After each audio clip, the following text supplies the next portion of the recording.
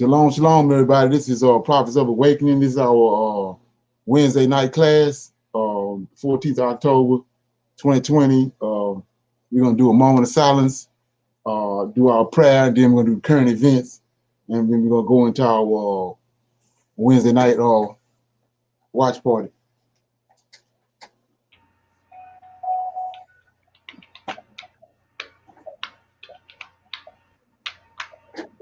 Oh Lord, I pray unto the Lord, my God. We make our confessions, O Lord, the great and dreadful God, keeping the covenant and mercy to them that love thee, and to them that keep thy commandments. O Lord, righteousness belongeth unto thee, but unto us a confusion of face as it is this day, to the men of Judah, and to the inhabitants of Jerusalem, and unto all Israel that are near and that are far off, through all the countries whither thou hast driven us, because of our trespass, which we have trespassed against thee. As it is written in the laws of Moses, all this evil has come upon us in the lands of our captivities, in the Americas, the Caribbean, Great Britain, and Africa.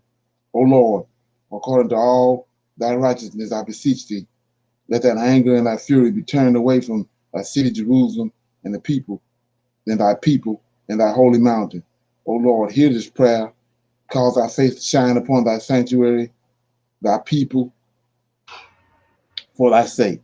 O Lord, open thine eyes and incline thine ears to hear and behold our condition. O Lord, hear. O Lord, forgive. O Lord, hearken and do. Defer not for thine own sake. O my Lord, for thy people and your land need you so very much at this hour. Peace be unto you. Okay. Anybody got any current events?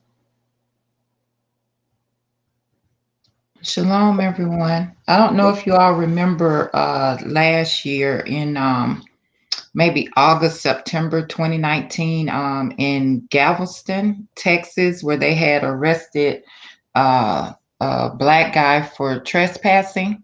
And the police was on horseback, but they tied him up with a rope instead of handcuffs and marched him through downtown. I don't know if y'all remember that story, but the charges was dropped, but he has finally decided to sue Galveston and the police department for that. Okay. Mm-hmm. Yeah, he more than likely gonna win. You probably get that same guy everybody else been getting. Exactly. Ben Crump. Yeah. Mm-hmm. Ain't that something? Yes, they uh was on horseback, but they tied him up with a rope with his hands behind his back and was marching him through downtown like, back in the day, like in slavery. Right. Yeah. Yeah, I noticed they've been having a few incidents with these horses during those riots. It was running up on people, running over people on horses. I seen And like 3 or 4 different events like that. you know that's symbolism of the Confederacy. Right, exactly. Right. It's almost like a subliminal message about the past. Slavery. Mm-hmm. Right. Right. Is that something? Okay. Anybody else? Well, to add to what Michelle just reported, ever since Trump ran for president and his slogan, "Make America Great Again," Right. those words are loaded, and they're trigger words too that give Right. that alert the so the rednecks and the Confederates and everybody that everybody knows where he's going with that, you know,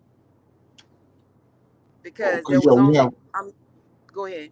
Yeah, I was just letting the brother Harold know we having a watch party tonight. We're gonna watch a video on and break it down. Walter Williams. His historical origins of Christianity. Okay. So Yeah, what you think? that was it. Oh, okay. All right. So, yeah, we just dealing with current events. Got a couple people just came in. They got any current events. Something you want to share with us? Okay. I have an inquiry. What you got? Um, has anybody been noticing, like, okay, so you know the fall of the year is like considered dog days, right? You all know that. Say that again. Okay, the fall of the year is considered dog days. Okay. All right, now I've been noticing that, like, my family members, they've been going through something, and it's something they could have been in control of, like if they just control their behavior. But there's also some that's going through, like it's racially motivated. What they've been put through. It's kind of like business as usual, as we know it. But Okay. yeah, so is this also what's called Jacob's trouble, or am I overreaching here? But Jacob trouble started with in 143 BC when Antioch Epiphanes ran the Israelites out, and we still in it right now. Okay, see, because the kind of stuff that it seems like everybody's going through is things that calling their attention to the creator. That's how I'm seeing it. Right. Now, again, I could be overreaching here, but it seems like my grandson, he slapped a girlfriend. He didn't have to do that. What, it's like, and then when I talk to him about it, I mean, he's fully aware.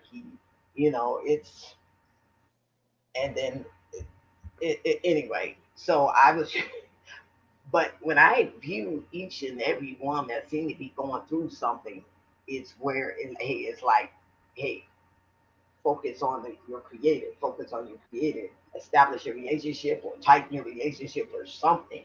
That's what it Right. seemed. And I'm just wondering, was it just my family that's going through, or there's other people going through too? And I don't mind sharing, because I know who my creator is.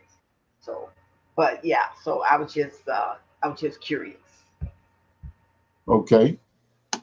Yeah. It started. We still dealing with Jacob's trouble. That's just like with a lot of people don't get the understanding of the four beasts. It's only four beasts. We still in the four beasts. We still deal with the bull. They want to make it out that the 10 toes is the fifth beast, but that's not what Daniel says. Daniel says the four beasts that's going to come upon the earth, and you know, from the skirt, from the thighs, and where the skirt at, down to the toes is the four beasts. We still in the fourth beast.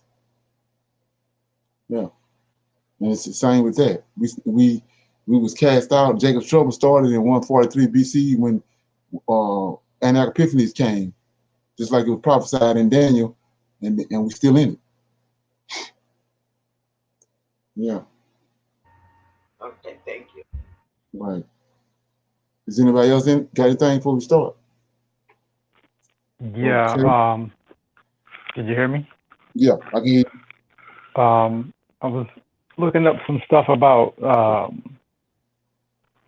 land, or owning land and stuff in some of the African countries, Right. and most of the ones that I looked at, you can't own the land, so you can lease the land. So they're everybody's pushing come to Ghana, come to Gambia, and all these different places, but when you look up, the laws and the rules, like for instance in Ghana, you can lease. When you buy the land, you're buying it from the person, but it's temporary. It's only for 50 years, and then you gotta either renegotiate the lease, and it's up to them on whether or not they agreed to it or not. And like in Gambia, I think it's only like 20 years or 22 years. So a bunch of different countries, you can't even own the land that you're buying, Right. which is, it's kind of messed up. Once again, they're saying, come back to the continent, but they're not giving you nothing to come back. And then you can't even own the land that you're buying. Right. Well, that's the difference in Hebrew Israelite that understand what's going on and the one that don't, because Shalom, like shalom. I had a question. Kevin, is that whether it has a structure on it or not? You don't. You gotta. You only get it for a certain amount of time.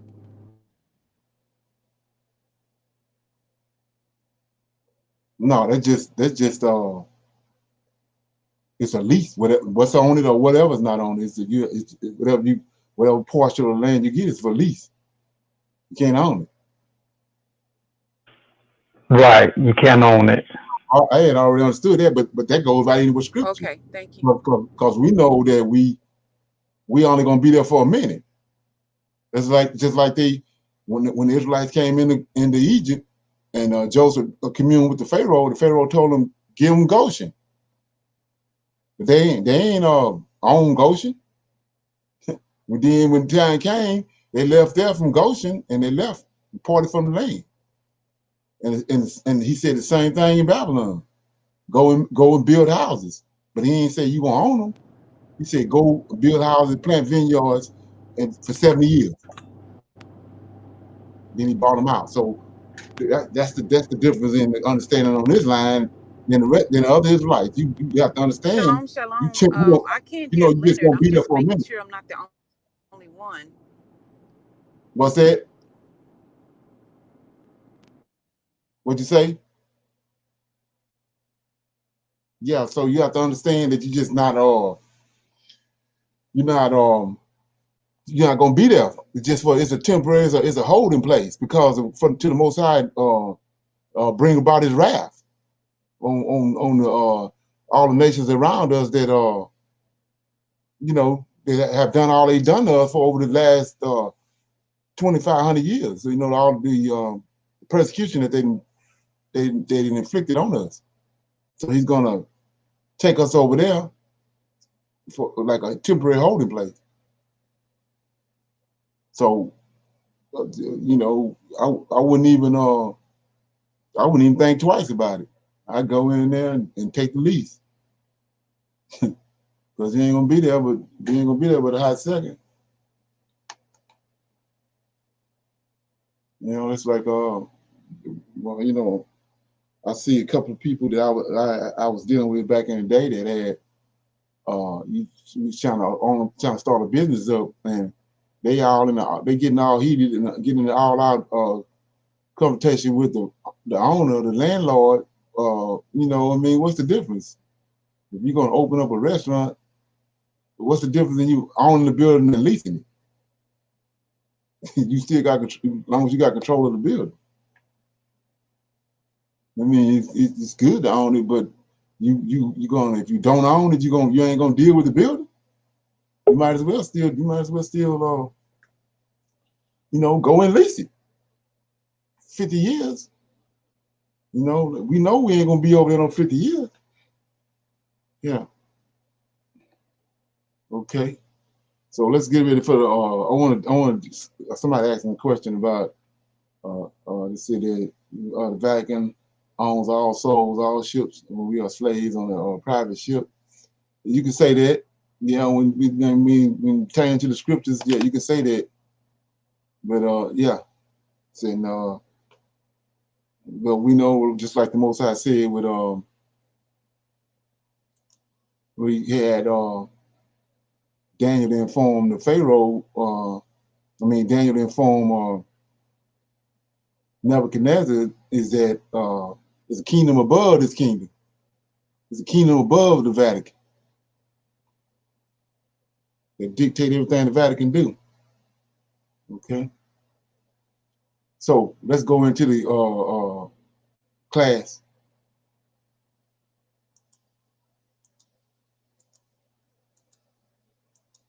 Yeah. So what we're dealing with is we're dealing with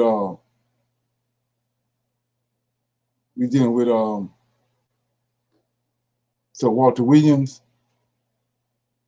and it's Origins of Christianity. We're gonna do 30-minute segments, and break it down. This right here probably, like I was telling you about the biggest secret, that having that book and having the book of Enoch when we first started meeting and talking, and how you needed the book of Jasher. Well, you need to get you a copy of this right here.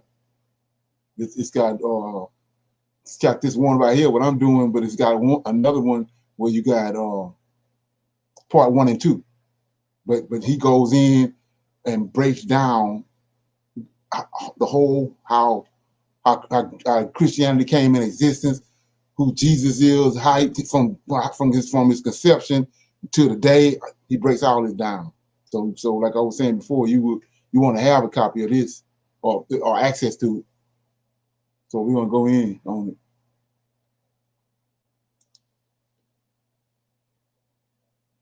Let me get it.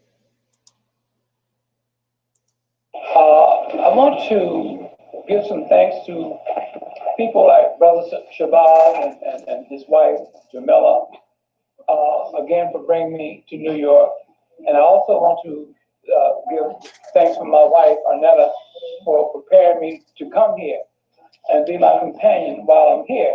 One of the main things is that I can't stay. Yeah, definitely.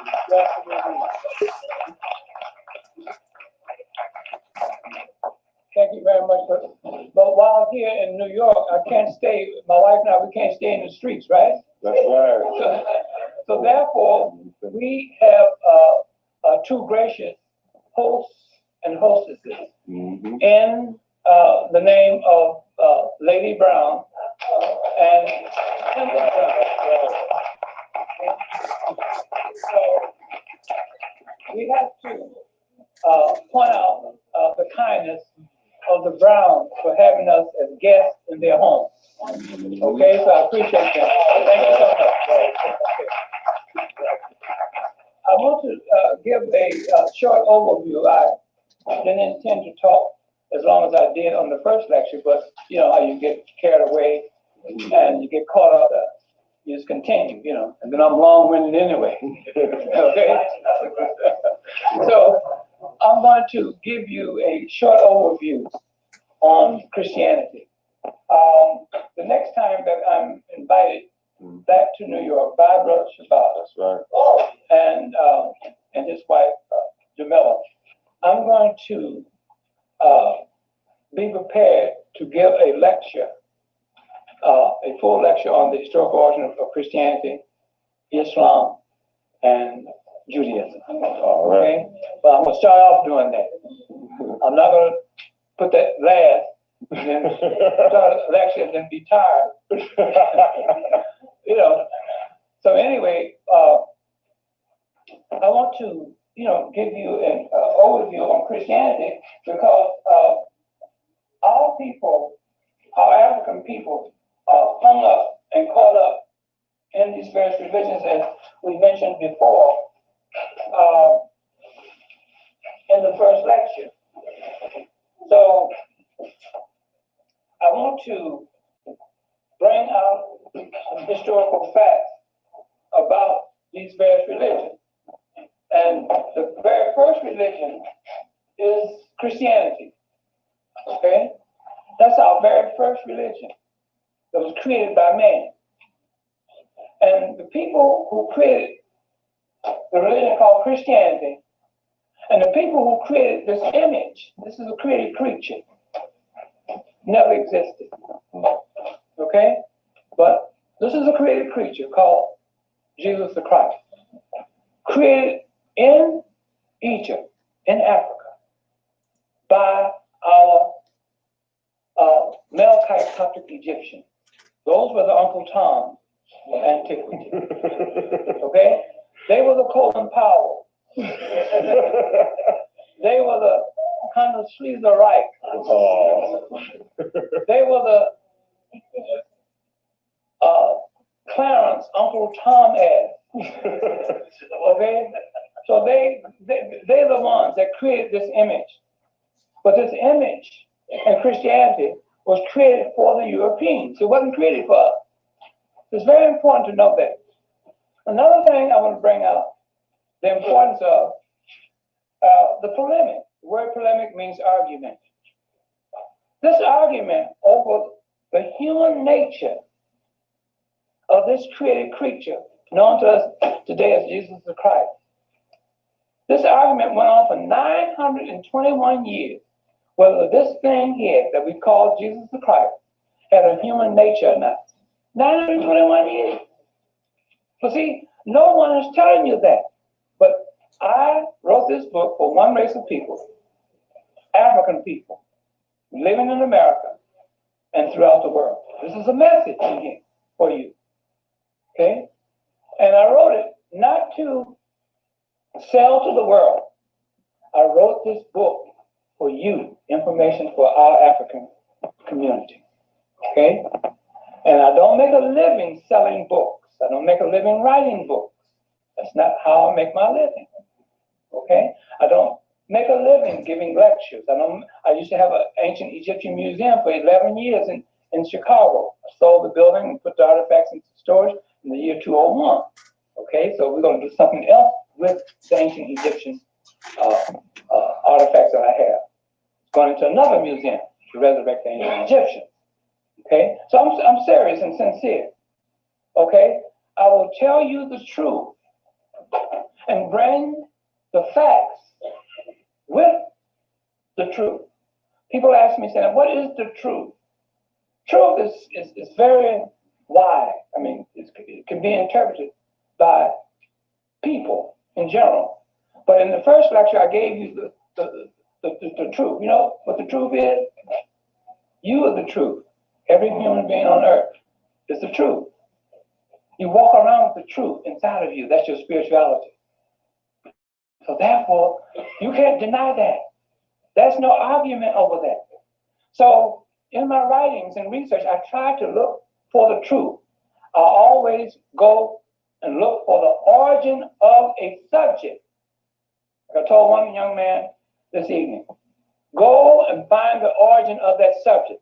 And when you do that, you will be laying a foundation of understanding about that subject, what you're talking about, whatever the subject may be. If you don't know the origin of it, then you don't know the subject. And you have to know dates. Dates are very important. Like I teach my students. If you want to be a scholar, a historian, you have to know dates. Very simple. If you don't know dates, you're no historian. Then you're just talking barbershop talk, pool room talk. I ain't talking outside of your neck. Mm-hmm. See? Because if you tell me so-and-so, I say, okay, what date was that? You say, well, I don't know. Then you don't know the subject. Okay? Come time, well, the documents, they found documents that say something. Okay, what alphabet was the document written in? I don't know. Then how can you bring this to me? Know something.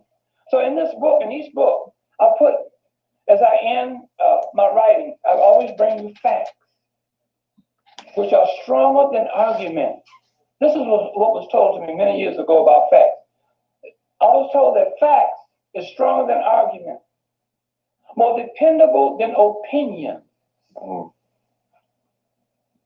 more profound than reasoning, silences dispute, supersedes predictions and facts, always in the argument. When you bring facts, that's it, it's over.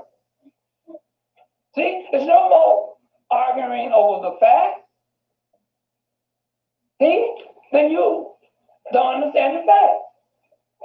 See, so today, this evening, I'm going to bring you some facts concerning Christianity and this image that we know today as Jesus Christ.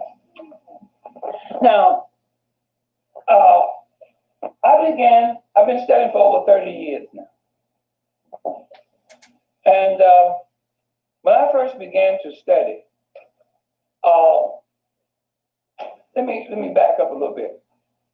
See, I used to be a professional jazz musician. I used to play the saxophone. You know, Charlie Parker, Sonny Stitt, those are my guys. I play bebop. You know, when it's bebop, I had my little tam on, you know, had my axe, you know, going to the gig, you know. Hey, that was the time. But anyway, I met a musician, which was old enough to be my father at the time, right out of high school, by the name of Sun Ra. Sun Ra used to live in New York. But I didn't play that outer space music. We played contemporary jazz, all the things you are, which is a thing called Love, Stardust, Embraceable Youth, songs like that. So we used to go up on the 4th floor. He had an apartment up there on the 4th floor in a building in Chicago. So all the young cats, I was right out of high school. All the young cats used to go up there and listen to some philosophize from early, in the evening to early in the morning. You know, I was in trouble many mornings coming home to my mother. Boy, where you been? I've been worried about you. Bam! You know. But anyway, what he told us, somehow said that we were descendants of the greatest people that has ever lived on planet Earth, known to us today in history as ancient Egyptians. Now, out of high school, you know, the school system don't teach us that. They teach us away from ancient Egypt. They teach you, when I went to school, they gave me a book called Little Black Sambo. You know about that too? Okay. Now, this is what I was supposed to be, Little Black Sambo. Therefore, all you young people who don't know anything about Black Sambo, this is Jamila.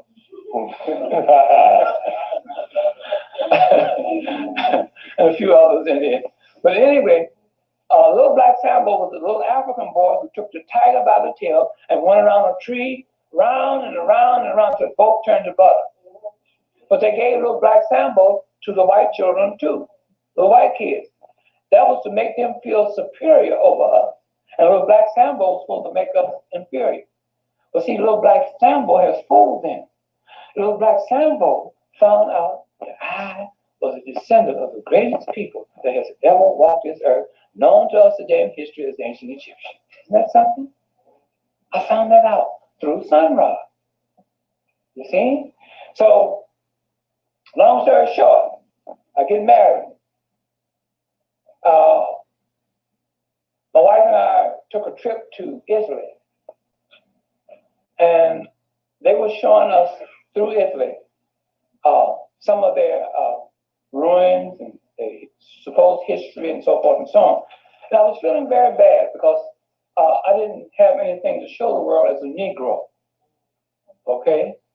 Until the tour guide said on the wrong bus, said, and when the Romans went to Egypt to receive their civilization, I said, uh-oh, big light bulb illuminated inside of me.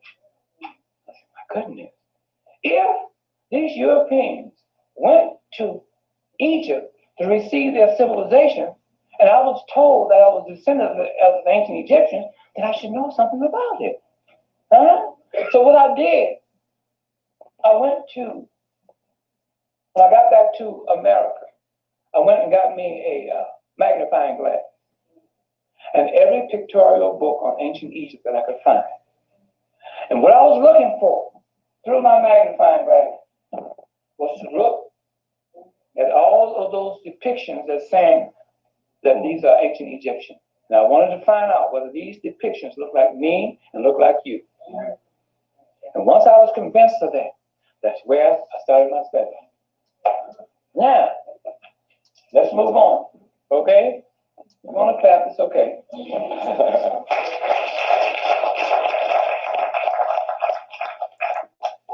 So then I began to look for any book or book that had history attached to it. Any book. You know, I was just like a fiend. And books was coming everywhere. Because, see, your mind is very, very powerful. Okay? Whatever you put up here that you want to attract in your life, it'll come. Because like attracts like. You see? You know, one time, my wife and I, we collect antiques. Okay? And I was, at one time, let's say for instance, antique rugs. Rugs was coming out of everywhere. But I put it in my mind. I ended up with about 22 Oriental not Oriental, but rugs, old antique rugs and things, good condition, and so forth and so on. So I'm just showing you how your mind can attract whatever you put in it, So these history books are just coming into my life, and I'm studying, and you have to study the subject until you get a foundation and a concept. See, like other young musicians just come to me and say, "Hey man, I want to play jazz." I said, "Okay, what instrument you play?" "Well, I play the trumpet." I said, "Who you want to play with?" "I want to play like Dizzy Gillespie." Well, then you get every Dizzy Gillespie record that you can find, and listen to nobody but Dizzy Gillespie until you get a concept of what he's doing. And then after you get that concept and get you a foundation inside of you, then you can listen to any type of music because you know what they're doing, because you have a foundation. So I had to do the same thing in studying history. And a young man came to my museum, and I was telling him about some things that he was bringing to me. I said, "Well, historically, that's not correct." So he was frustrated, so he ran home and got a great big old box of books. And he came in and he dropped them at my feet. He said, "Now, which one of these books should I read?" I said, "You take all these books and throw them out." I said, and I told him what to do to begin his studies. I said, then you can go back. Once you get your concept and your foundation in you of understanding what you are trying to achieve, then you can go back and read those books and you know exactly what's in them. See, I can pick up a book and look at the table of contents. I can tell you whether the book has any value or whether I'm wasting my time. So anyway, I was down Monday in the studio of one of my high school musician friends. We all came out of DeSalvo High School.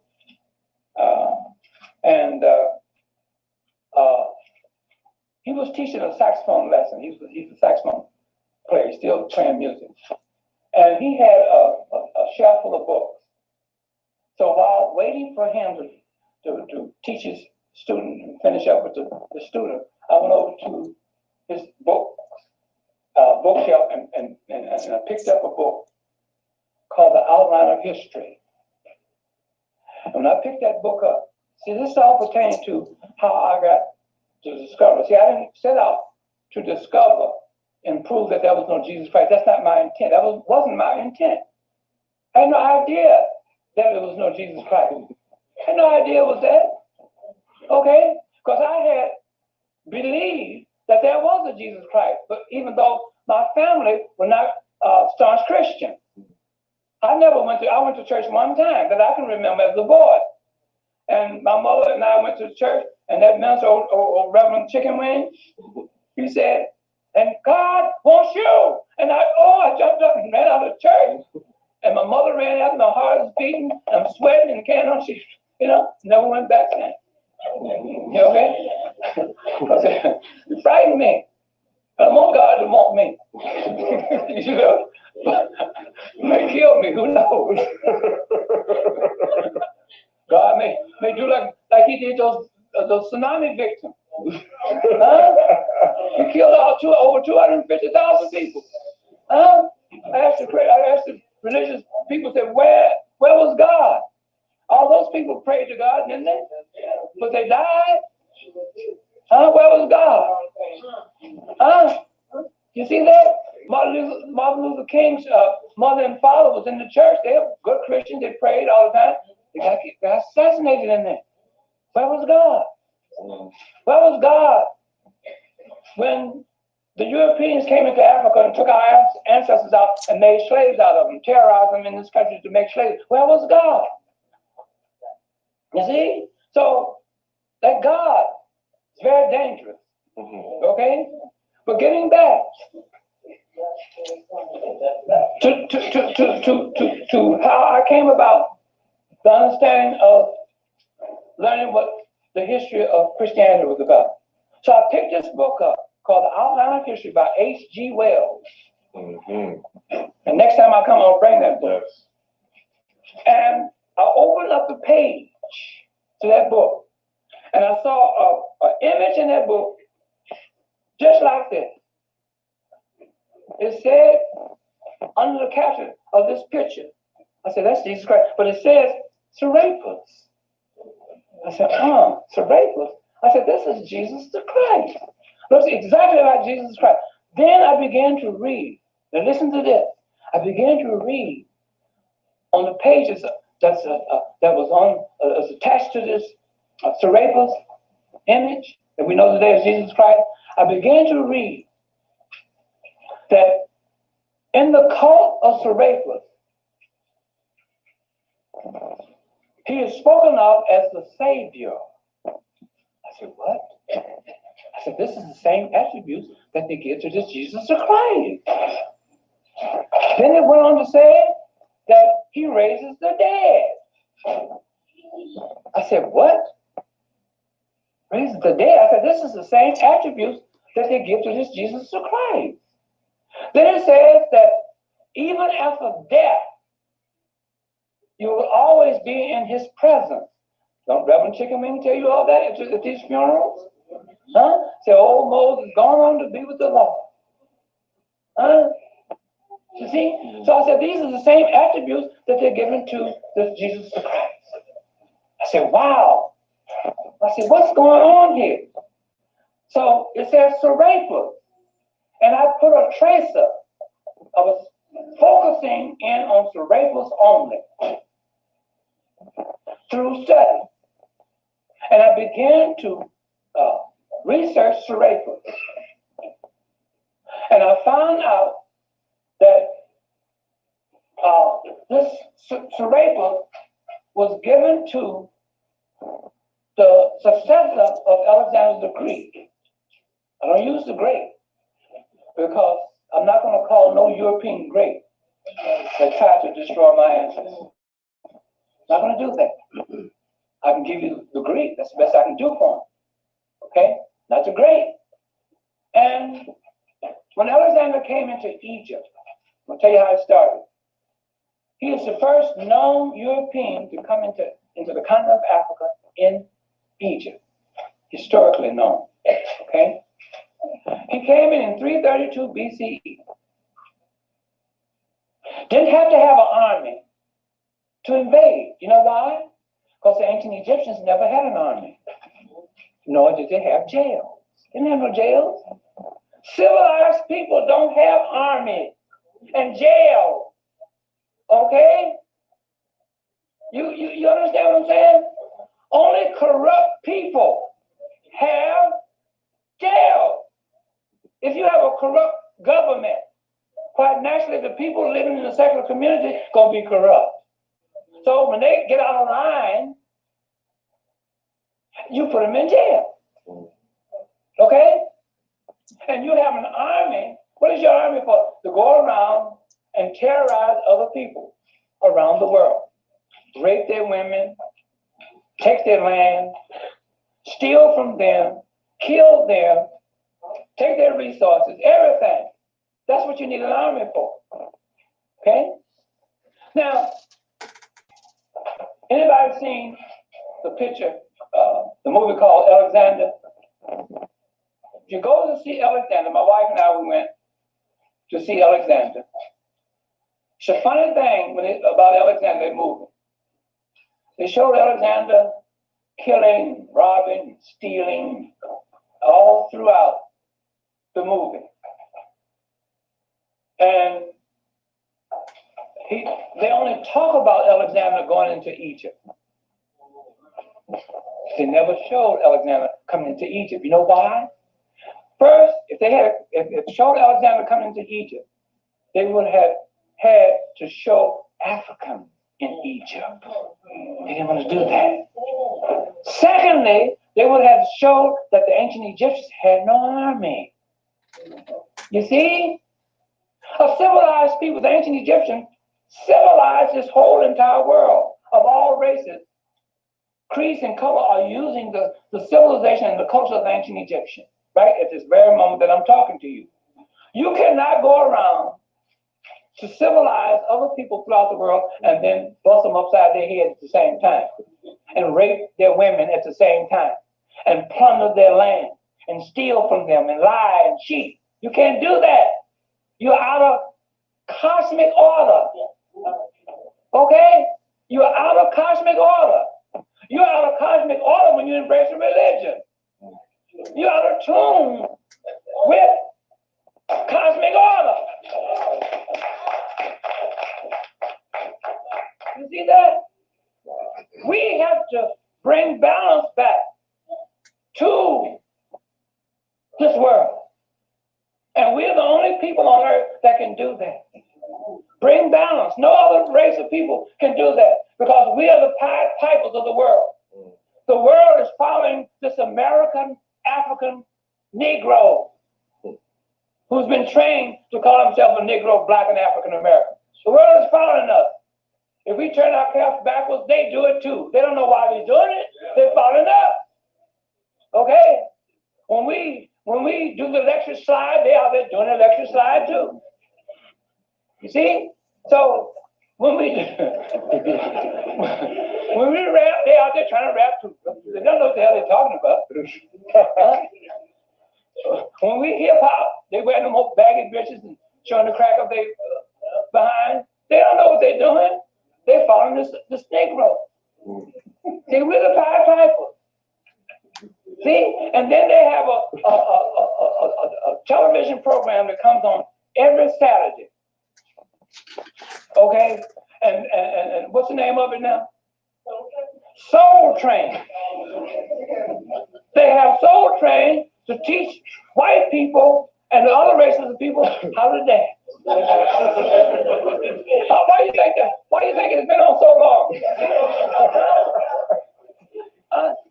Look, Don Cornelius got so old his face dropped. Okay? And they're going to retirement. Soul Train is still on. White folks, they out there every weekend trying to learn the latest dance because we change dances on them every week. 1 week we're killing roaches. Kill that roach, squish, squash, you know. Next week we're doing the boogaloo, you know. So they can't keep up with it. So they do that by way of Soul Train. See? So when you embrace a religion, I have to interject all this stuff. It's all basically the same thing. When you embrace a religion, you're out of tune with cosmic world order. We're the only people that can bring balance back to the world. Okay? Only people. Okay? So I'm talking about the American African. The American African. You see that? We're the only one. Because the other Africans out there, they out of it. Brother Clemson went to Ghana and he told me that Nigeria and and Ghana too. I've said Ghana. He went to Ghana and Nigeria. They had some of the biggest posters of this Jesus the Christ, white Jesus. I know about it. Did you know about it? You know, they're all on the bus praying and singing to Jesus. You know, so we have to mark them off. We have to start here in America, okay, where the leading Africans live. Okay, so now here you have going back to the historical origin of Christianity. I found out that when Alexander came into Egypt, didn't have to bring an army like I mentioned, but he was in awe of what he saw. He said, "Oh, look at these people here. Look at this civilization. They're doing this peacefully. They didn't have no armies and they're not fighting and killing each other. See? Because every white man and every white woman and every white child that you see walking on earth today are descendants of savages. I'm not making fun of them. This is their record. I didn't make their record. Did I make that record? No. Okay. When a criminal goes before the judge, and the judge has his record before him, he says, "Oh, I see you have stole cars, you have broken into homes, you have raped women, you know, and so forth." Who made that record? The thief or the person before the judge. So when I make that statement, I'm not criticizing them. I'm bringing facts. Stronger than argument, more profound than reasoning, more dependable than opinion. Silences dispute, supersedes predictions, and facts always ends the argument. See? So now, Alexander comes into Egypt in 332 BCE. He lived for 9 years and he died. His army general, Ptolemy I Lagi, took over Egypt.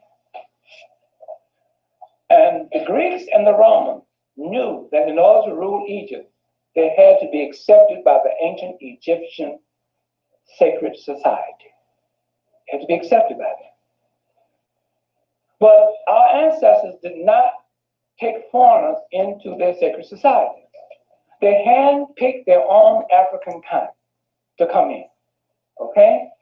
So when they tried to get in, they was turned down. Said, no, we don't do that. We don't. And then our ancestors, the ancient Egyptians, did not race mix. They didn't mix with no race. Other races, foreign races, even though they went around the world civilizing other races, but they never mixed with them. Okay? So this Ptolemy thought of a great idea. He went and found him a temple in Memphis, Egypt, to make his image into a god.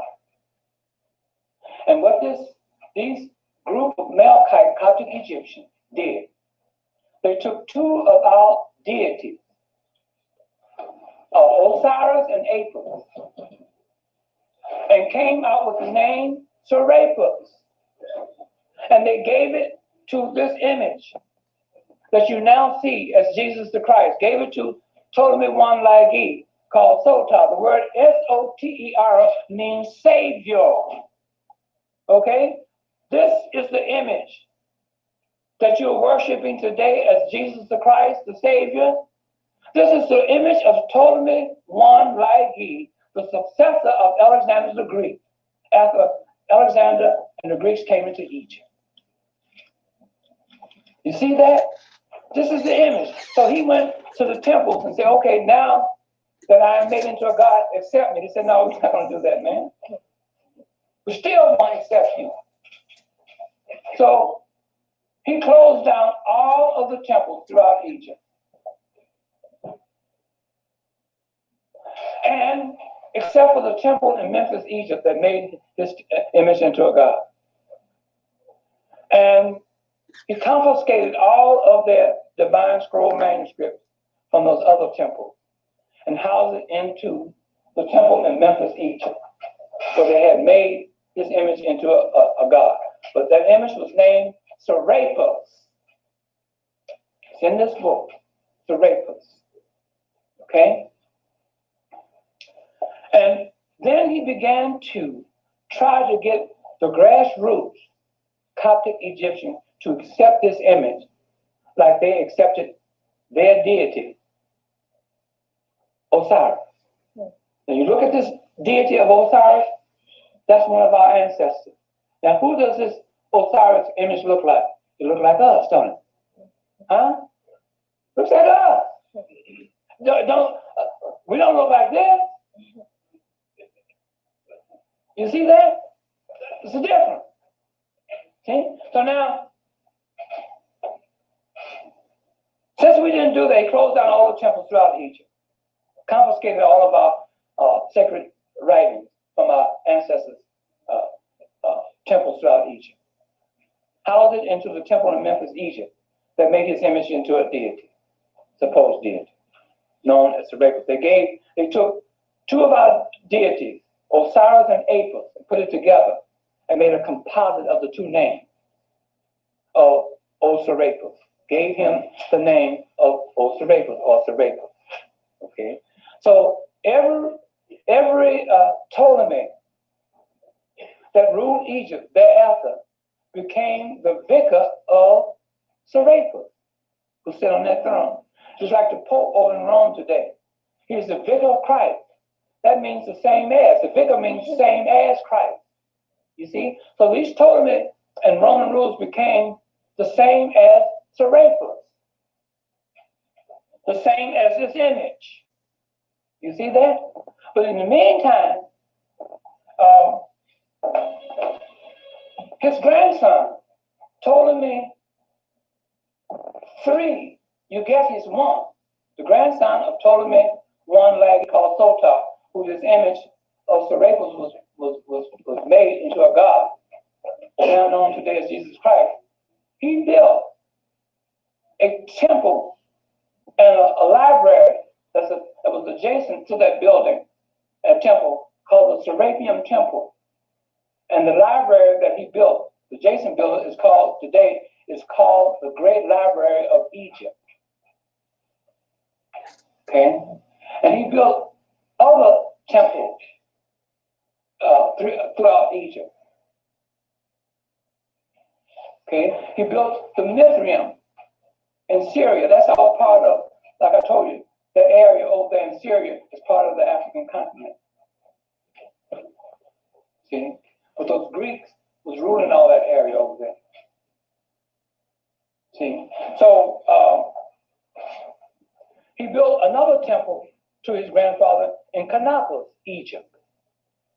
Okay, but we're going to concentrate on the Serapeum Temple in Alexandria, Egypt, where the supposed great library was made, because there's a lot of misinformation floating around about the great library of Egypt. They said, tradition is saying that the teacher of Alexander the Greek was one Aristotle, and that Aristotle wrote hundreds of books, and Alexander the Greek built the Serapeum Temple and this great library adjacent building next to the Serapeum Temple. Besides, story goes, to house Aristotle's book. When you search a little further, you'll find out there was Ptolemy III, you get his 1, who built the great library and this Serapeum Temple in Alexandria, Egypt. Okay, so now I come along and said it's never been an Aristotle, like I told you before. Or Socrates never happened, never been in human form, or Plato. Why? Herodotus never been human. The Greeks had no alphabet. So how can Aristotle write all these books? Okay?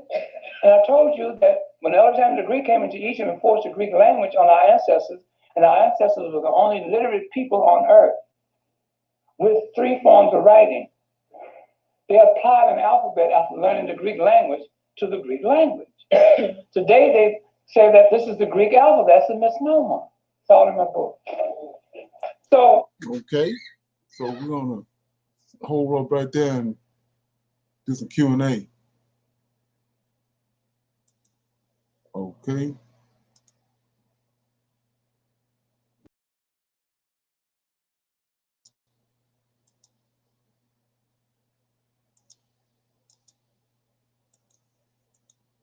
Anybody got any question?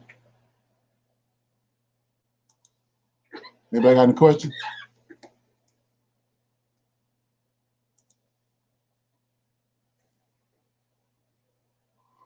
Any questions? Okay, well, I'm gonna do this right here for right now. So if you see behind me, it's Serapis. Who we talking about? We already went over there, but I just wanted to, make sure I show it. That's Serapis right here. And just long before Jesus came. So everybody know that. And he also said, which I keep on putting emphasis on it, kept saying that you gotta be up on your dates and times because once your foundation, you start building the foundation, you have to be able to quote dates and times because of people listening, and you can't, and you're already giving them some critical information that's mind-jerking information. So you got to be precise and on point when you get them times and dates. So or anything it says another thing he was talking about, like I'm saying, when you understand who we are as Israelites, which they don't believe that, But when you understand how he kept saying that the whole world is following the Negro in America, not the Africans over in Africa, but they following the Negro in America. Why is that? That's because we come from Abraham, Isaac, and Jacob, and they was in charge of the world at that point. It came from Adam. It came from Melchizedek, but they failed. So it's right there. It means they you know, like I said before, because of what they done with Serapis, and you see how they was dealing with all those books that they was supposed to write these books. Well, those are the books they compiled that they was synchronizing off of the Egyptian Book of the Dead and off of the Tanakh. And so when Council Seal, just like this guy behind me, Serapis, when they brought him to the forefront and made him Jesus the Christ, predicated him off of Horus, then they took those books that they had wrote. That's what the New Testament is. And like I said, you have to understand that. And then another thing was, I'm gonna read this too, because he said the white man, which is a fact, like he said, facts over fiction. He said that the white man was savages. So well, let's look at it. I'm in Genesis chapter 1. Genesis chapter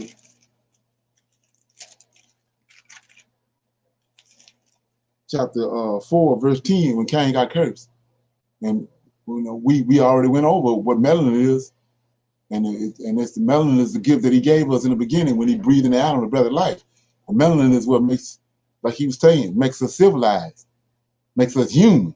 So verse 10, chapter 4, verse 10 says, and this is the creator, Yahweh, saying, said, what hast thou done? The voice of thy brother cries from thee from the ground, and now thou art cursed from the earth, which have opened up mouth to receive thy brother's blood from thy hand. When thou tillest the ground, it shall not henceforth yield unto her strength. The melanin, a fugitive and a vagabond shall thou be in the earth. And Cain said unto the Lord, my punishment is greater than I can bear. Behold, thou hast driven me out this day from the face of the earth, and from the face shall I be hid, and I shall be a fugitive and a vagabond in the earth. And it shall come to pass that everyone that findeth me shall slay me. And the Lord said unto him, therefore whosoever slayeth Cain, vengeance shall be taken on him sevenfold. And the Lord set a mark upon Cain, lest anyone finding him should kill him. So he turned him white. He took the melanin from him. And how we know that? He did it to Miriam. But Moses was there, and Moses prayed for Miriam, and he returned the melanin after 7 days. But with Cain, he took the melanin out of him. And the brother Walter Williams just told you that we civilized people, we civilized because of the melanin. So when the Most High, he gave him the melanin, but because what he done, killed his brother and all that, he took the melanin back. And once he took the melanin back, what you get? A savage. Just like the brother said. This is the origins of the white man right here. That nobody seems to know. He took the melanin out of it, and then we know he did it all through the scriptures. Took the melanin from him. He took it from Canaan in the womb. So,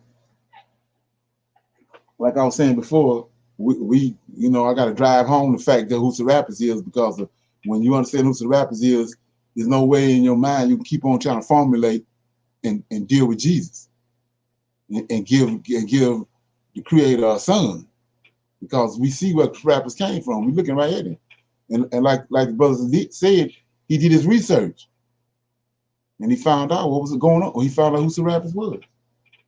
All right. So, with that being said, anybody got any comments on what we heard the first 30 minutes or so? Or what they just heard?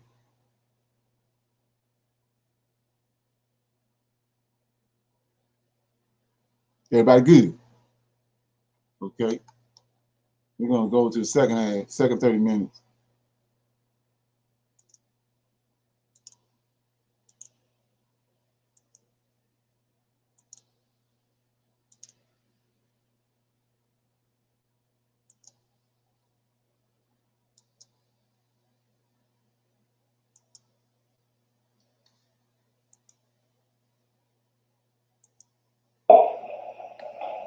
Here you have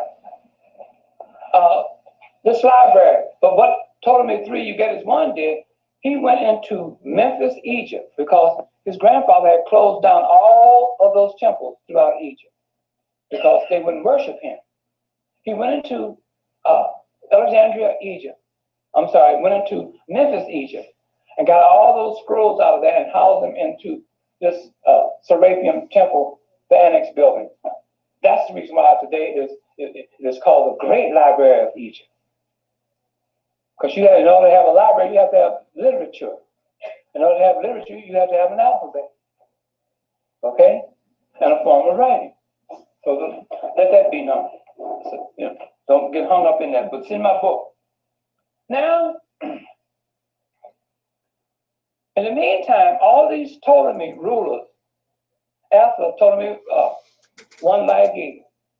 Now this happened, this image of Serapis, using the image of Ptolemy I Lagi, happened in 320 BC. 320 BC. Okay, it's in the book. 320 BC. And because he took power in 323 after the death of Alexander. So in 320, he did all this going around to the temples, asking them to make his image into a god, was refused. And he closed them all down until he found his temple in Memphis, Egypt, to make his image into a god. Now, we are going to fast forward a little bit. I hope you're getting the picture of how this Christianity started out and how this image was created.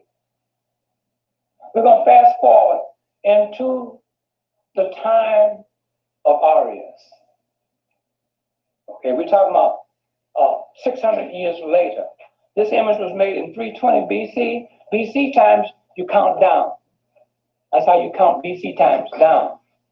Now we're going into around 313 and 319 ABCE. I can't use AD. If I use AD, then I would be trapped because AD means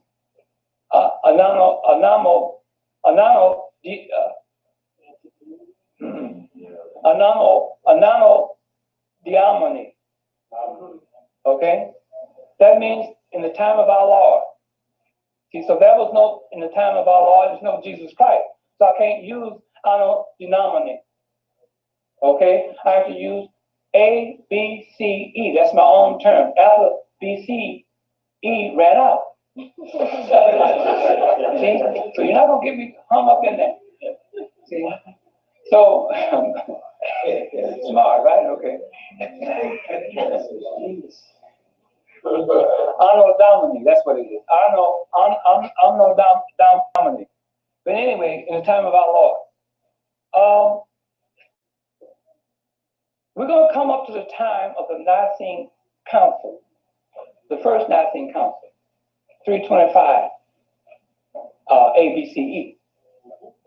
Okay? All right? We're going to come up to that. Now, there are three things that brought about the Council of Nicaea I, 325. And I think that I'm the only scholar that's bringing this out in this book of any race, creed, or color. I'm saying that the three things was the Donatist schismatic controversy, the donation of Constantine, and a strong statement by Arius. And I break all that down in my book. The Donatist schismatic controversy was a North African schism among the Africans themselves, because they had a separate community, because when Ptolemy I Lagi was refused entrance into the temples in Egypt, they refused him because they didn't accept foreigners and they didn't look upon him as a god. So he closed them down. But they were forbidden to create any other temples for religious fellowship, so they used their home and the cemetery to do that. Okay? The cemetery was used to honor their martyred dead, like we honor Martin Luther King is done at a cemetery around his grave and so forth and so on. We used our home to fellowship because we were forbidden to build any other building for that purpose. Okay, this is what the Greeks forbidden us to do, our ancestors to do. Okay, so here you have the Donatist schismatic controversy, which is a North African schism. It's all in the encyclopedia. You look up any encyclopedia, look up the Donatist schismatic controversy. It's there. And this is a North African schism. It happened like this. Yeah. I want to interject right here before we watch this right here, because this is really important. Let me go back and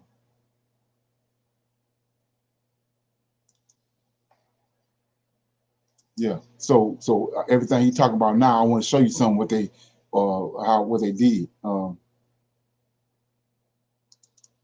Okay, if we go to I told you that it's let me go to Daniel right quick first. Then we'll pick that back up. And then what you see him saying is gonna make a whole lot more sense.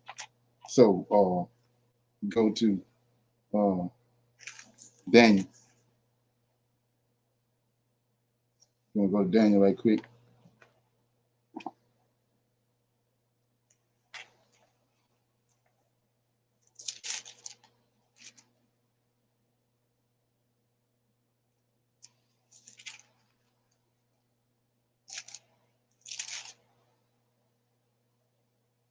So I'm in Daniel chapter 7, verse. I'm starting at verse 23. So, and like I said, a prophecy is something that's told to you before it happens. So, and we know that the New Testament had nothing to do with our records.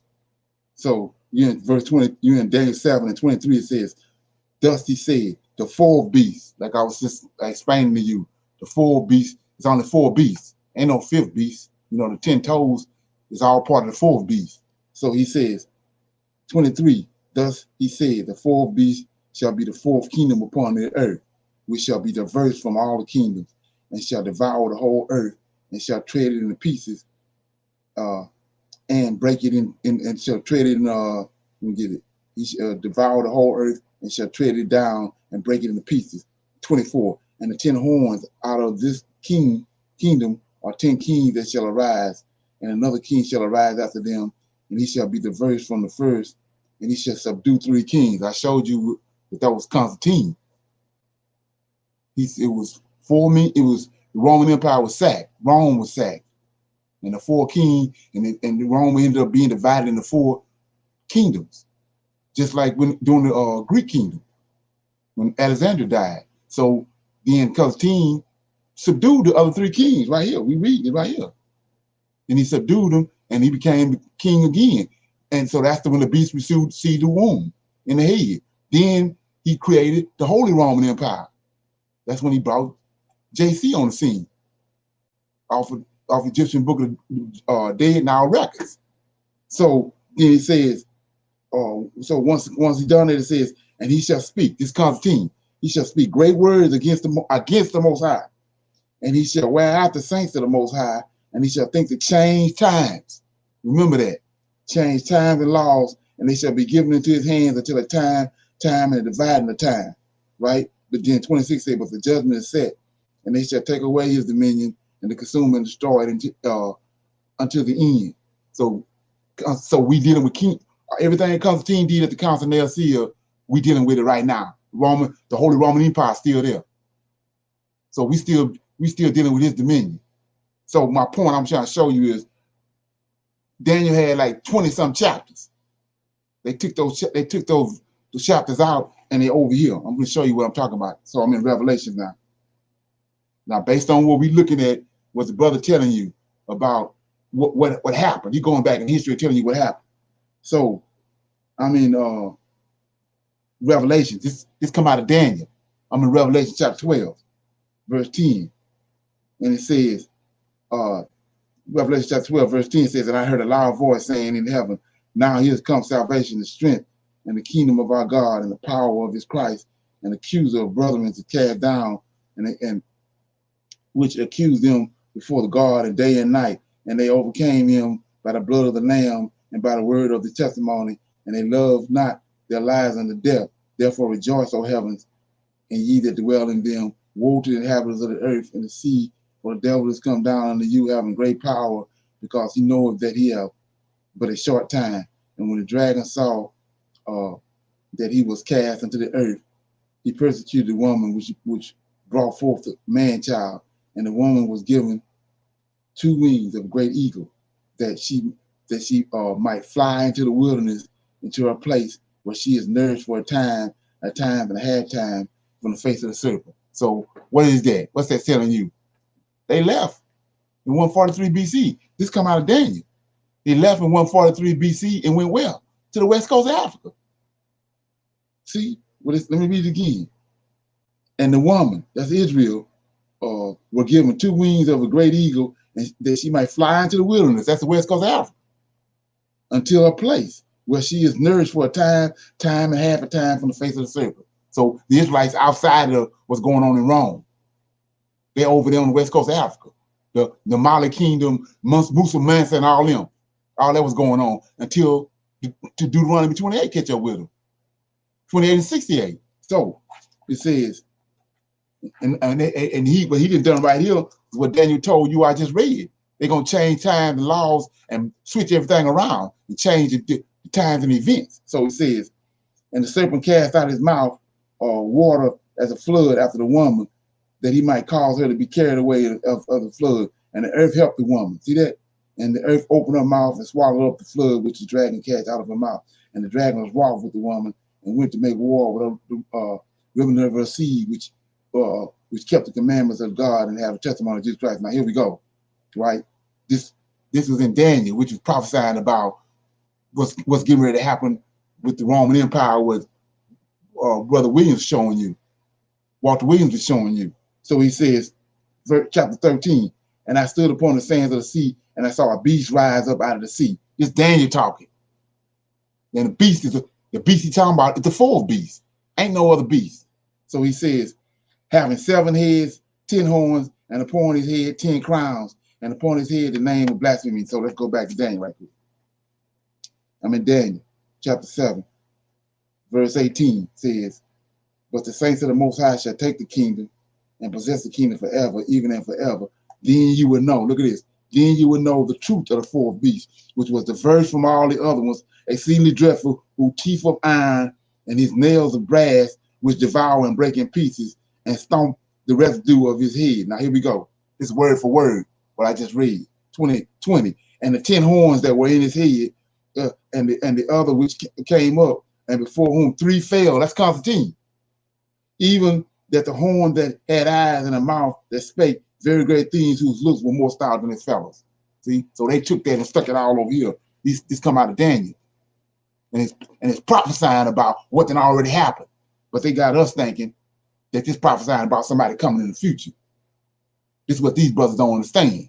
So he says,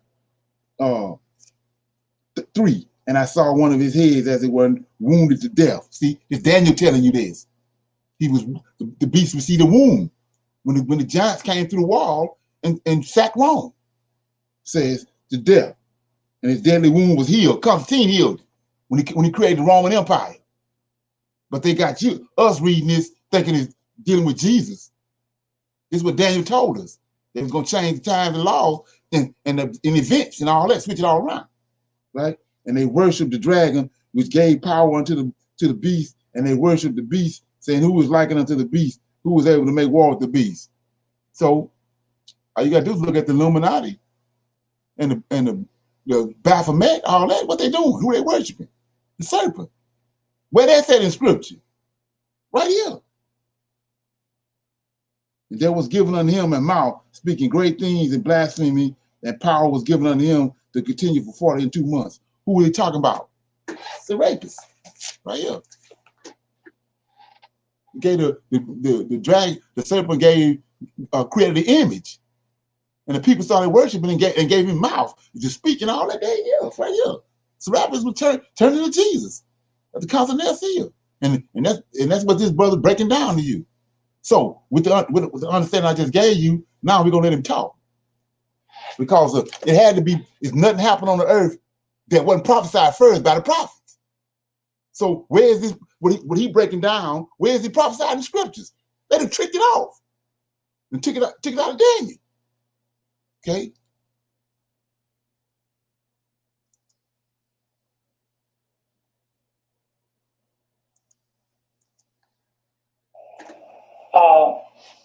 Diocletian, who was the Byzantine ruler at the time, wanted members of our exterior Coptic community to turn over their sacred writings to him.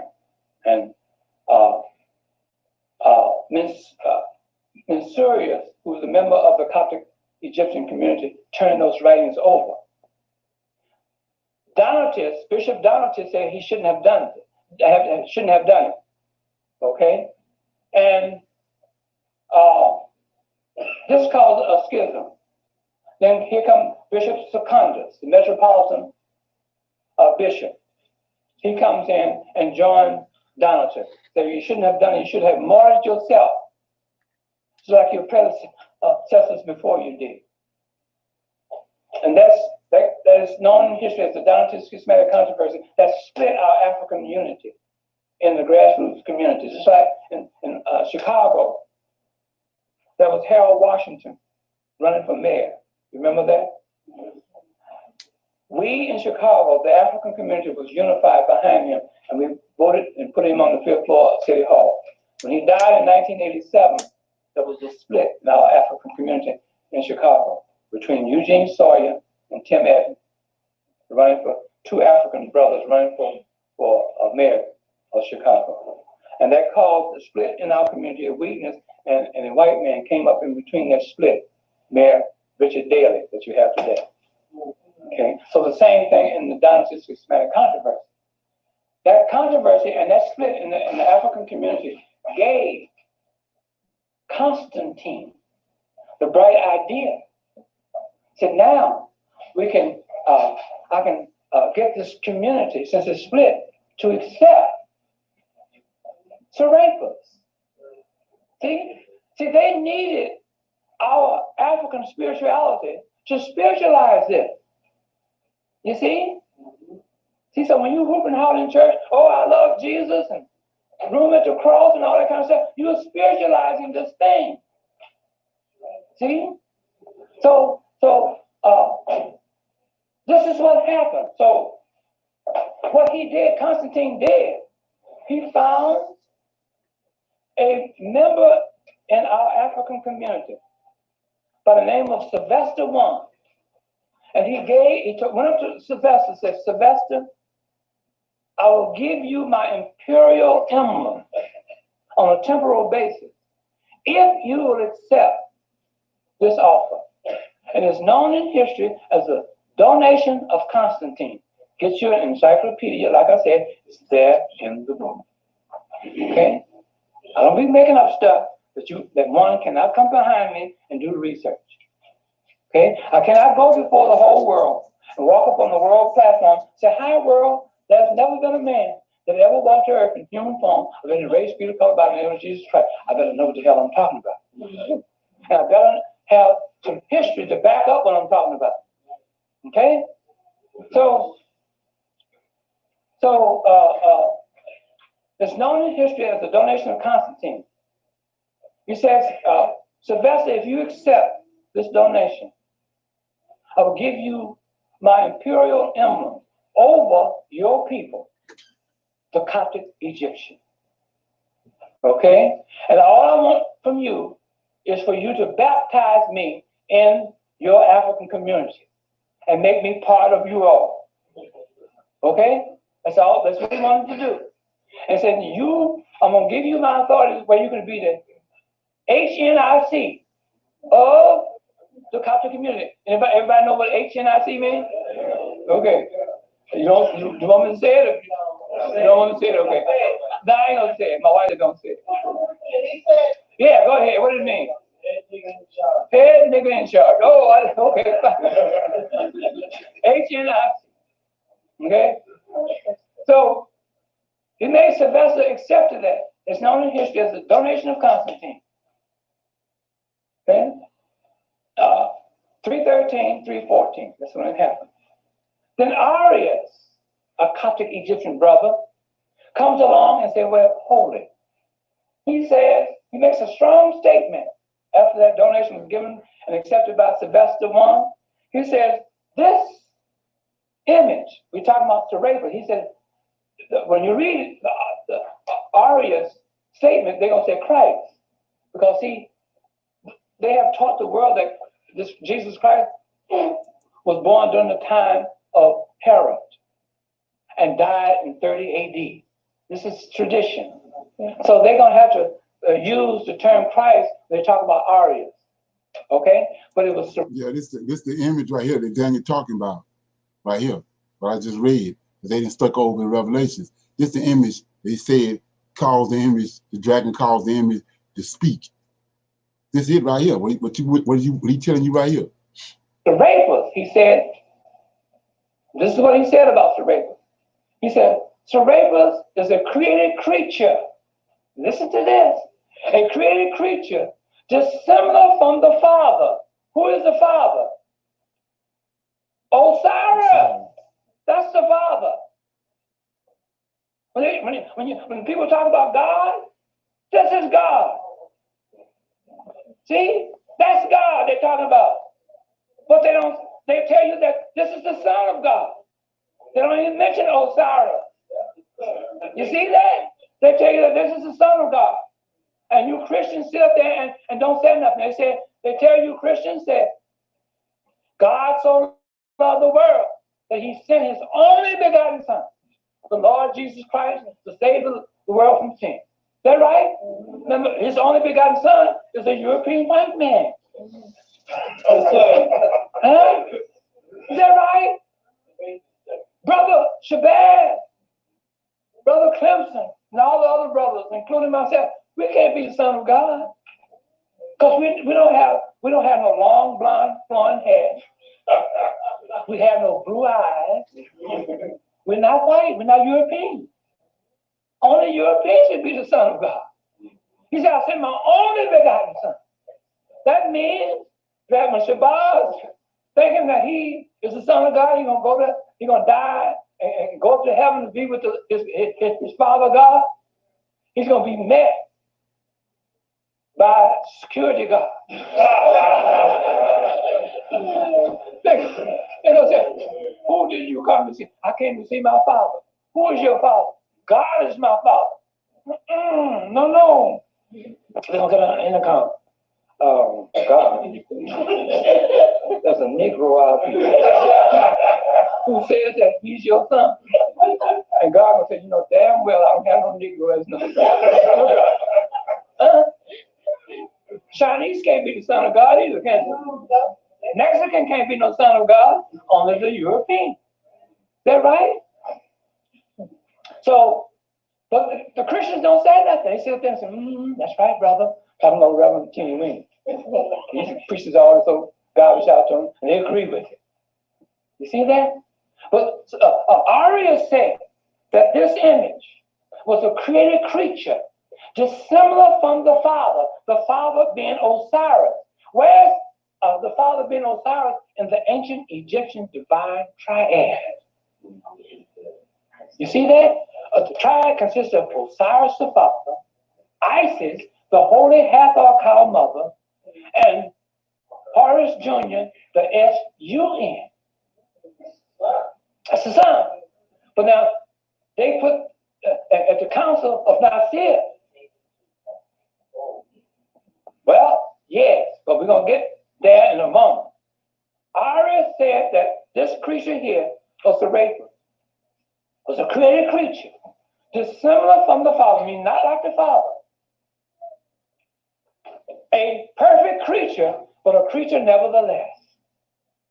And that caused the Council of Nicaea, those three things, the Donatist controversy, the donation of Constantine, and the strong statement by Arius, caused that council meeting to come about.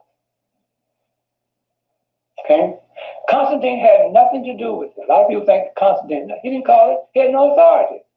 Why didn't he have no authority? He was a member of the Coptic Melkite community. He had been baptized because he gave away his authority. You see that? So he didn't call it, he had no authority to do that. He just sit there and presided over the function. It was the Melkite Coptic Egyptians called the Council of Nicaea I to come about in 325.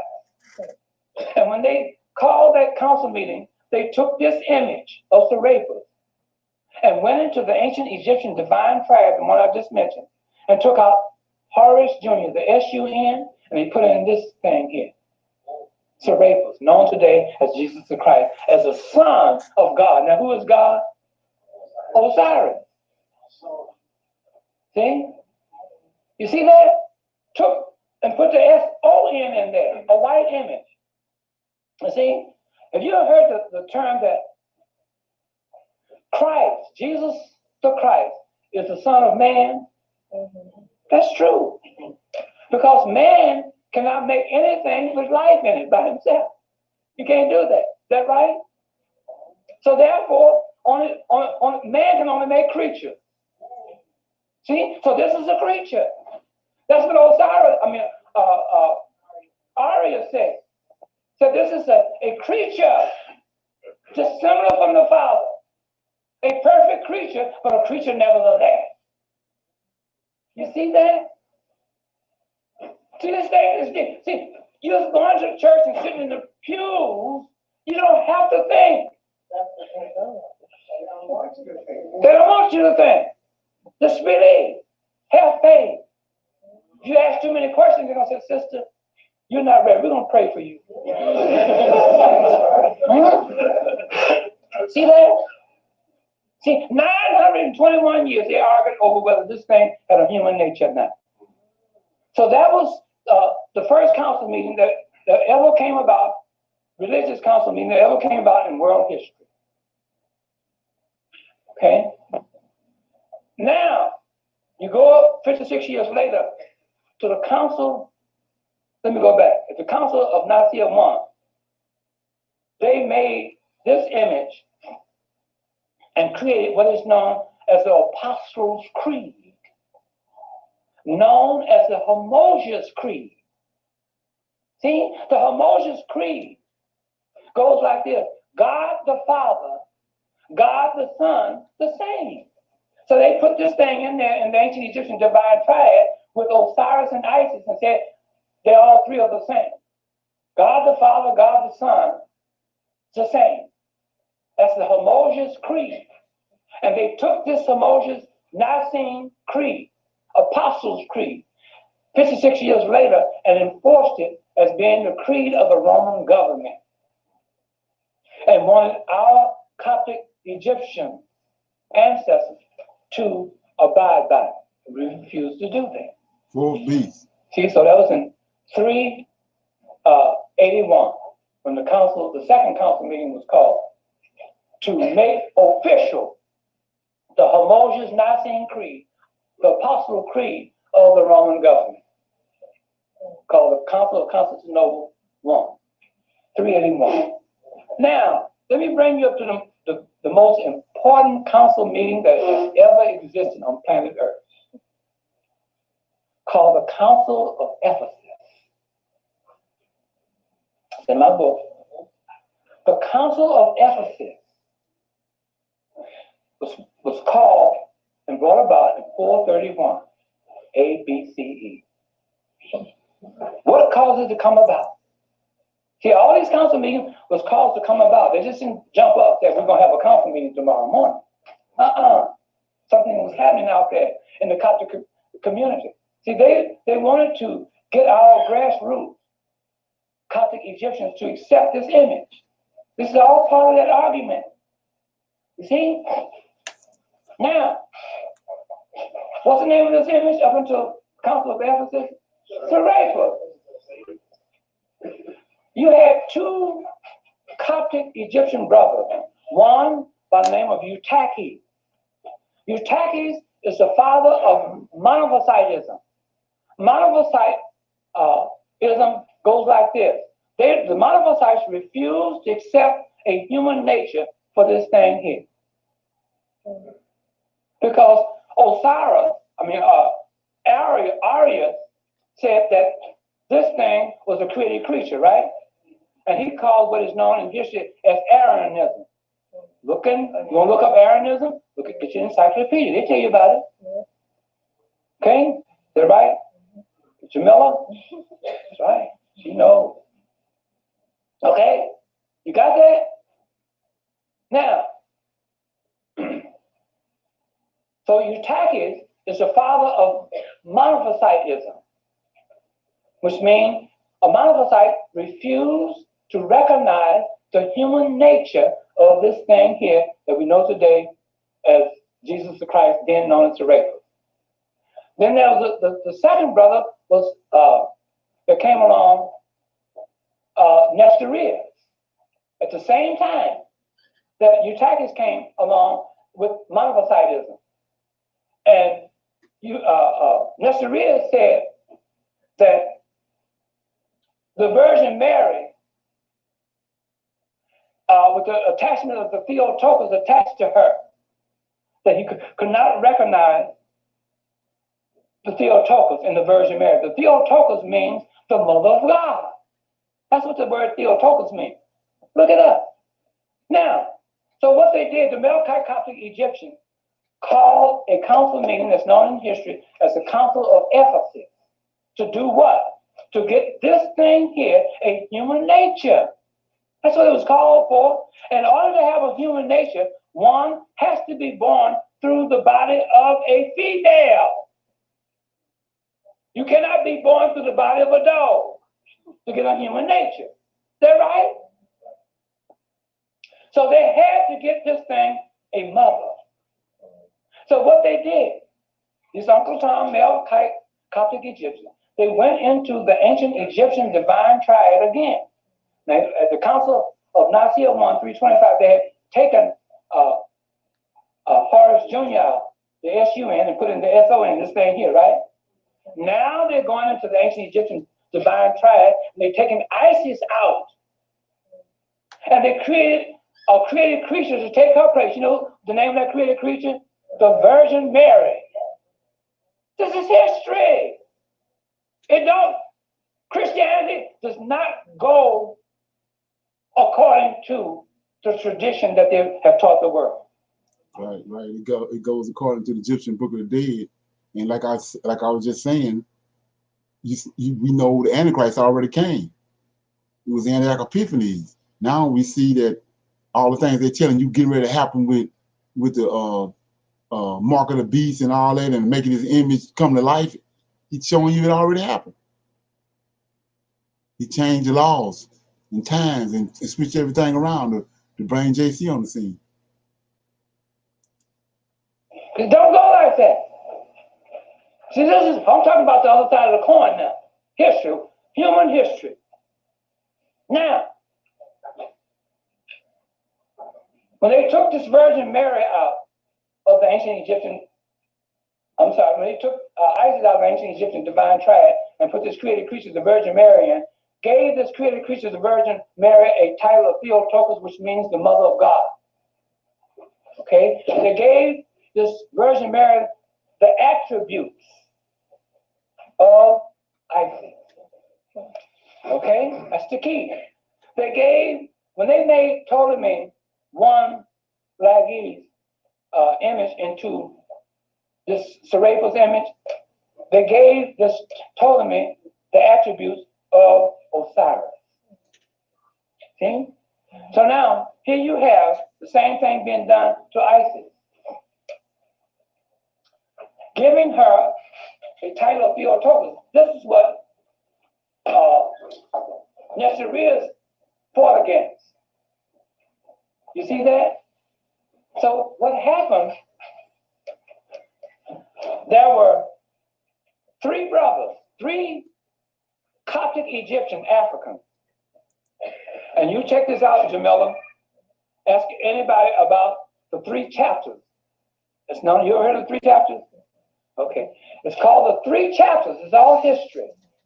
The Three Chapters was written by three African Coptic Egyptians, but they were Melkites, to counter and oppose the Nestorians and the Monophysites at the Council of Ephesus. You see, now when they made the Virgin Mary to be the mother of God, and God is Serapis, and they amalgamated the two created creatures together, and they came out with the Anointed One. And the Coptic Egyptian speaking Greek said that this is the Christos. In English, the Christos means that now this is the Christ. That's how this Christ came about, with the amalgamation of the created creatures of Virgin Mary with the Theotokos title attached to her, which means the mother of God, and amalgamating the two created creatures, Serapis, together. You see that? And the Coptic Egyptian said, now this is the Anointed One. This is the Christos.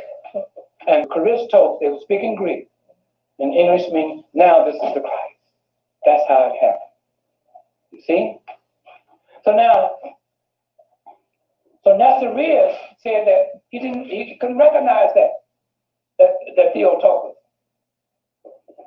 Eutychus, the Monophysite, said, no, I'm not recognizing no human nature in no Christ. I don't care what you do. I'm not going to accept it. So now, they had three Coptic Egyptian brothers, old Uncle John, who wrote opposing letters against Nestorius and Eutychus at that council meeting. And it is known in history, it's in my book, as the Three Chapters. The Three Chapters written by these African brothers, Theodore of Mopsuestia and Theodoret of Sar, CYR, and Ibis of Odessa, okay, wrote what is known in history as the Three Chapters. You go and get you to the library and get you a set of the New Catholic Encyclopedia, and you look up the Three Chapters in there. It's in there. See that? It's in there, Jamila. Now, these was opposing letters written at this council meeting. So now, what you have going on, you have two factions now. You have the Monophysites, who said that this image that we know today as Jesus Christ was a created creature, had no human nature. And now you have diaphysitic Christians. The word diaphysitic means an individual who recognized the two natures in Christ. Diaphysitic. Okay? It's in my book. Now we come up 20 years later to another very important council meeting called the Council of Chalcedon, 451. The argument is still going on. Argument is still going on. They're trying to make and create a human nature still for this thing here. Okay? And they use those three opposing letters that was used at the Council of Ephesus, at the Council of Chalcedon. Plus, guess what they did to get this thing a human nature? They used one word. You know that word? The word is consubstantiality. The word consubstantiality means a person. That's what it means. Now, if you are a person, that means what? You're a human being. You see that? So, in order to be a person, you are automatically a human being. So they use that word consubstantiality and applied it to this thing in their dogmatic decree, written to repudiate the argument that from the Monophysites, saying that this thing here had no human nature. Use that one word, consubstantiality, which means person. See? Now, I don't know nobody is telling you these things about what happened at these council meetings. You see? So now, we're going to move. Now, the argument is still going on now. We're going to move from 351.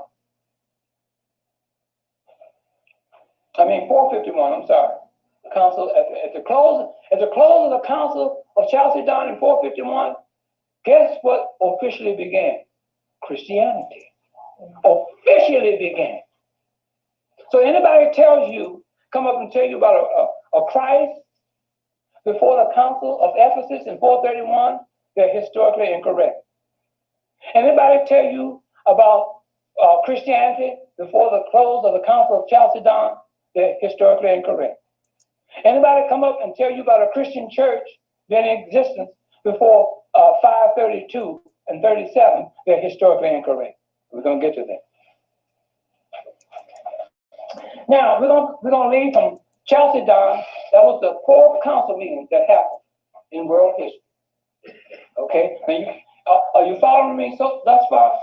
You see how this argument and how this creature was created?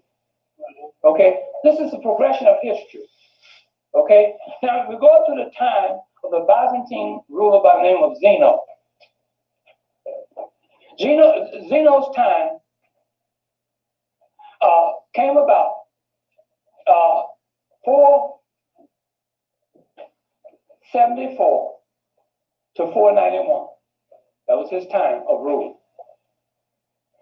And he tried to reconcile the two feuding factions together, meaning the Diophysites and the Monophysites. Okay, all these is Coptic Africans now. He's trying to reconcile them. And there was a man that was a Coptic Egyptian by the name of Archaeus. Okay? Acacius, I'm sorry, Acacius. It's all in history. He wrote a dogmatic decree for Zeno. And it is known in history what he wrote is called the Henoticon. See, this is history, world history. The Henoticon. This Henoticon decree is supposed to have reconciled the two factions, the Diophysitic and the Monophysites. Okay? Now, what the Henoticon consists of, it ties in and unifies and gives credence and credit to and definition to the first four council meetings. Nicaea 1, 325, Constantinople 1, 381, Ephesus, Council of Ephesus, 431, and the Council of Chalcedon, 451. And with one word in there, in all these four council meetings, in this dogmatic decree called the Henoticon, with one word in there, consubstantiality. Tied it all in. Okay. Yeah, so that being said, we're gonna go over here to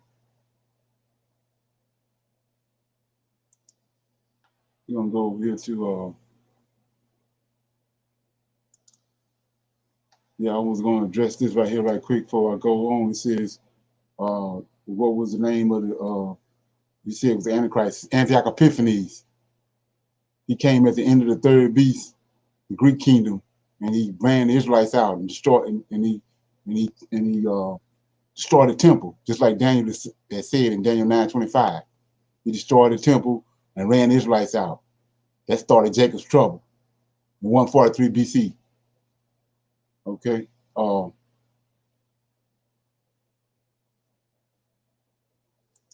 So with that being said, I'm gonna bring people up, and then I'm gonna okay, let me get this right.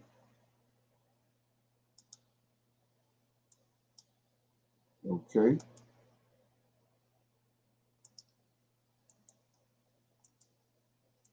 Okay. Let me see here. Okay, so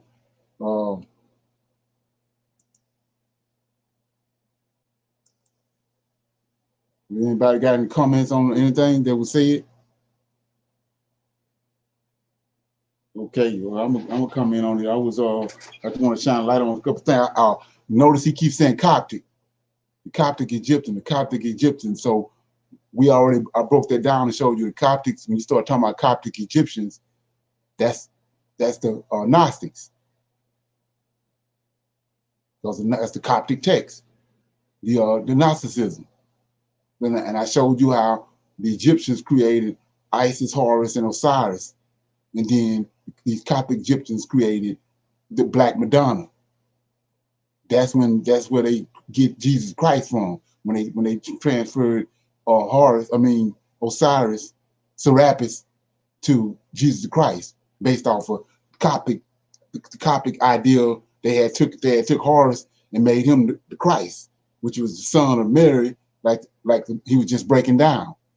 But like I was saying before, they got that stuff stuck over in Revelations, but it go in Daniel because it was prophesied by Daniel before it happened. And when you look at it, you can see it. It's over in Revelations. It don't belong there. It was Daniel prophesied about it. Daniel went more into detail than what they're telling you. Like I said, it's at least 22 chapters in Daniel.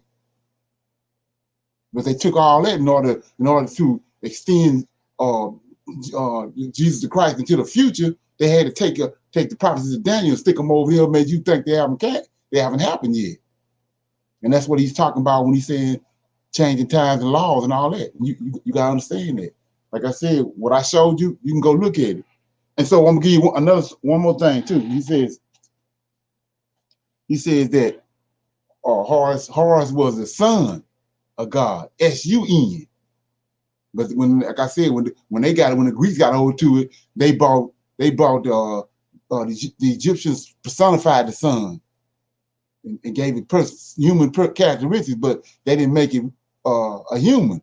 Greeks came and Hellenized it and made him a son, S-O-N. So I'm gonna show you this, what he's talking about red-handed. I'm in Malachi.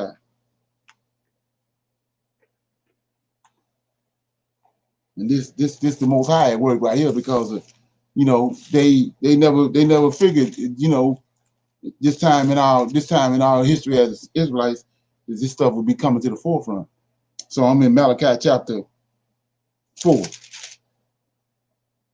In chapter 4, and it says, this coming day of the Lord of hosts. For behold, the day cometh that shall burn as an oven, and all the proud, all that do wickedly shall be stubble. And the day that cometh shall burn them up, saith the Lord of hosts, that it shall leave them neither root nor branch. But unto you that fear my name shall the Son of Righteousness, S-U-N. There you go, right there. They left a golden nugget right there to show you what they was doing. Why has he got S-U-N there? He just told you who Horus was.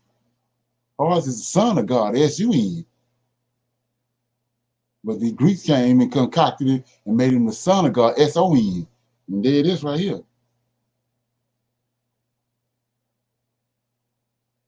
I don't know nobody else that can break that down. I ain't found them yet. So anyway, so like I was saying before, when you look at everything they're doing over, and when you look over and look at Daniel, in the Revelations, it also says that I read where in Daniel it says that the dragon sent out a flood and tried to encompass the woman. Well, there it is. We just read what the man said. All the stuff they're doing with all these councils all these different councils and all the stuff that they was doing. That's the flood.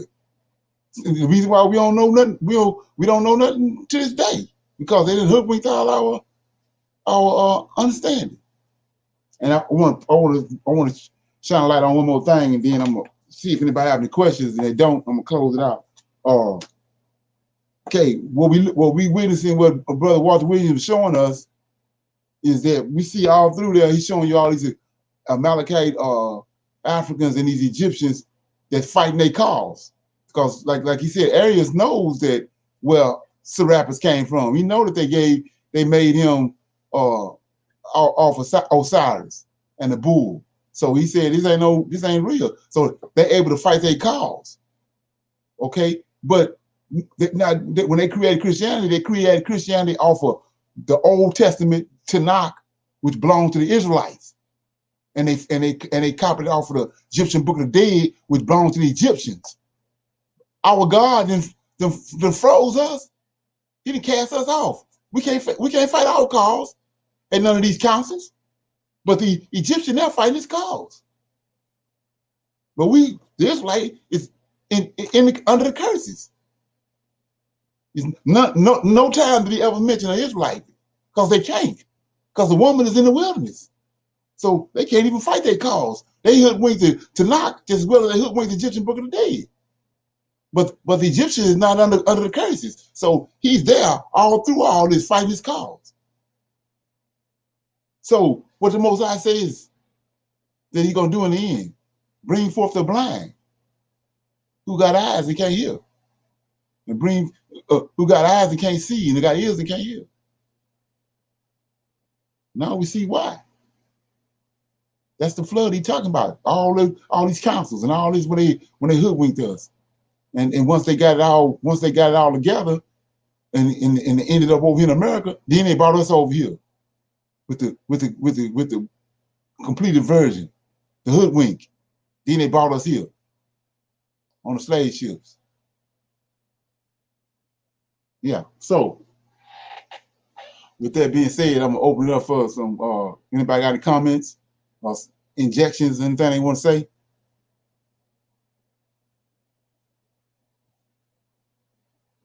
No comments.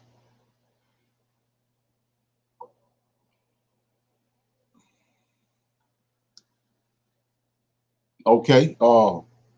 So with that being said, what I'm doing is I'm putting this out for anybody that comes on Prophets of Awakening and want to deal with this information.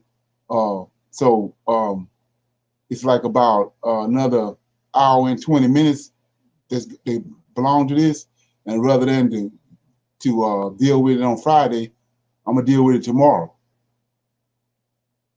At 6. So if you want to come on and deal with it, or you want to take a break on Thursday, it's on you. But I'm gonna finish it tomorrow at 6 o'clock for the people the viewers that come in on Prophets of Awakening. So it won't be a gap in the information. So if you want to come on and be a part of it, you can. But it's not gonna hurt my feelings if you don't. Okay. So with that being said, anybody got any comments before we go?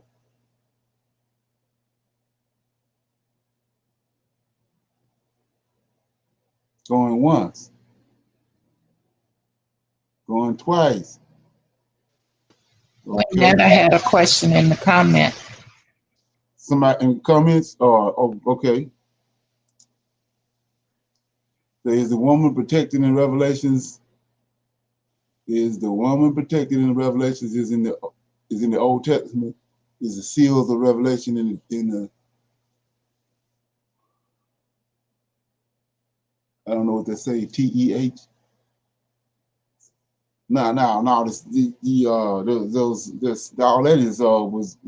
was concocted from Greeks and Edomites about the seals. That ain't got nothing to do with. That ain't got nothing to do with nothing, because all that stuff of what they showing you in Revelations is already happened. Because the like I was saying before, when you understand, my example is Walmart. Sam Walton created Walmart. Well, Sam Walton dead right now, so there's no way under the world that Sam Walton can come now and create Walmart. He had to come before Walmart was created in order to create Walmart. So the fourth beast is the beast system, when you understand what's going on. So how the Antichrist is going to come at the end of the fourth beast? The Antichrist got to come before the fourth beast in order to create it, to create the beast system. Well, you go to First Maccabees, and he tell you when Antiochus Epiphanes came. He came at the end of the third beast, right before the fourth beast. He the one set the stage. He the one attacked the scriptures. He the one started all that. And then the Romans picked it up. He the one set it in motion. He destroyed the temple, changed laws and times and all that. And then the Romans came and picked it up.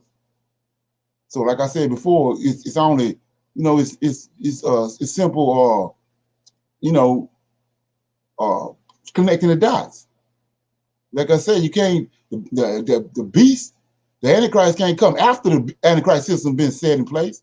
He has to come before it in order to create it.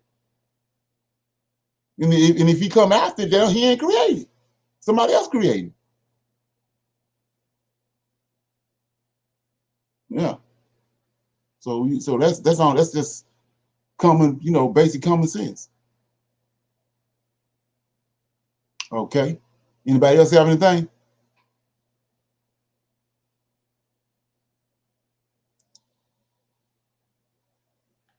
Anybody else have anything? Okay. Like I said, tomorrow,